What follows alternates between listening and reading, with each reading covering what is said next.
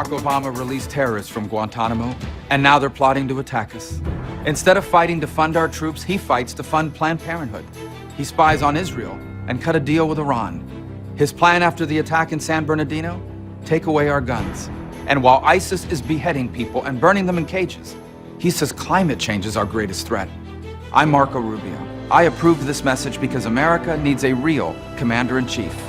A new TV ad for Marco Rubio suggesting that he would be the best choice to keep America safe.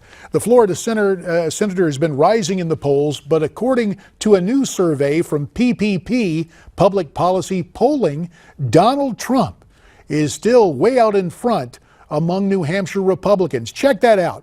The Donald at 29%, then Rubio at 15%, Christie and Kasich at 11% each, Jeb Bush at 10%. That's also where Ted Cruz checks in. Let's talk about it as we bring back the political panel. Again from Washington, Republican strategist Bradley Blakeman, and from our Newsmax newsroom, former communications director for Gore Lieberman in 2000, Joy Howell. Joy, since PPP is a Democrat polling firm in Raleigh, North Carolina, I'll give you the first crack to tell us what you think is going to happen among Republicans in New Hampshire. Well, first, I think the Rubio ad is very interesting, but he's not running against Barack Obama. He's running against Donald Trump and others. And I think the real question is, are you more afraid of Donald Trump or are you more afraid of Mark Rubio?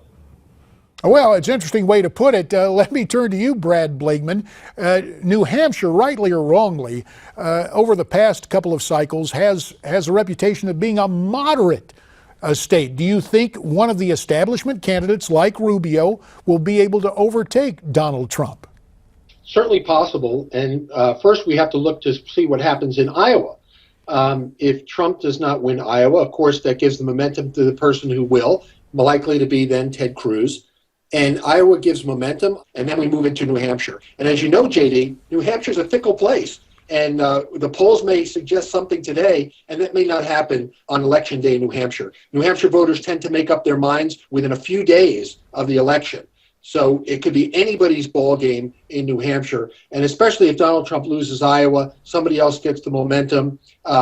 It's going to be very interesting to see what happens in the first secret ballot state of Iowa. All right. Speaking of New Hampshire, my old congressional colleague, Ohio Governor John Kasich, is rising in the polls there. Let's take a look at the spot he's running in the Granite State.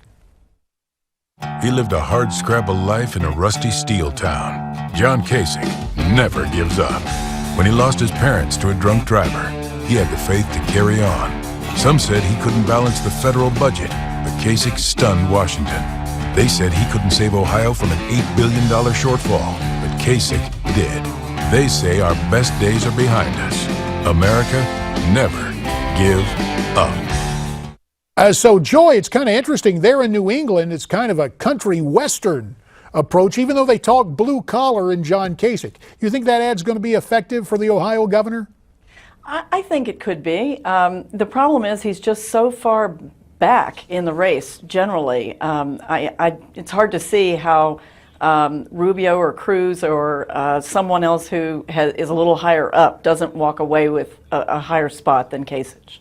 A quick note on Kasich, the way you see him, Brad Blakeman. Well, you know, John Kasich is a governor from a must-win state, and that's a winner-take-all state.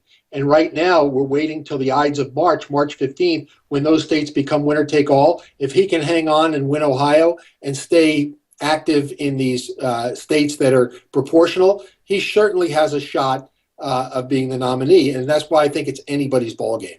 Now, don't worry, Joy. We're going to take a look at the Democrats here with about a minute plus remaining, specifically Joe Biden, who sat down with local NBC affiliate WVIT, had some interesting insights into his decision not to run for president. Let's take a look. Any regrets to not throwing your hat in the ring? Sure, I regret it every day, but it was the right decision for my family and for me. All right, that's what he said then, but I'm still wondering, Joy, is Biden going to get in this thing if Hillary falters? Got about 20 seconds. I don't think so. I think he made a very thoughtful decision. He goes out on top, and I think that there's just no way that that's going to happen. What about it, Brad? Do you think Biden is there as Plan B? 15 seconds. Absolutely, JD. Look, he's going to be the Paul Ryan of the Democratic Party. He'll go kicking and screaming, but once Hillary is indicted, he will come in. All right, we will see what happens. Joy Howell and Brad Blakeman, a lively discussion. Disagreements, fair enough. We'll continue this discussion at a future date. Easy for me to say. Now, you can think about what you want to say and put it down on paper without a tongue twister for me. Just send me your comments, newsmaxtv.com/comments. And when we come back, it's not fair to see what's going on the border. So say the Democrats. Dan Stein will fill us in.